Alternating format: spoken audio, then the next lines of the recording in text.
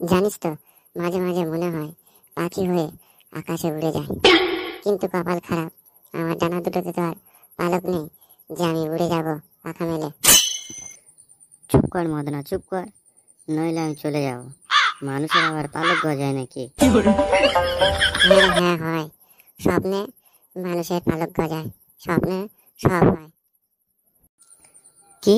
স্বপ্নে সব হয়? হ্যাঁ রে হ্যাঁ। হ্যাঁ রে ভূত, মদনা ঠিক বলেছে, স্বপ্নে সব হয়।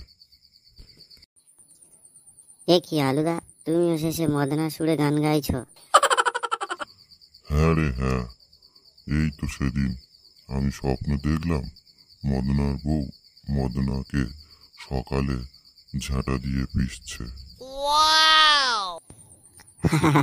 ভালো স্বপ্ন, ভালো স্বপ্ন। মিথ্যে কথা বলবি না আলুদা, না হলে তোকে আমি নুন লঙ্কা দিয়ে চটকে খেয়ে ফেলবো। আমার বউ সেদিন আমাকে ঝাঁটা দিয়ে মারেনি, কটা উঠবোস করিয়েছে।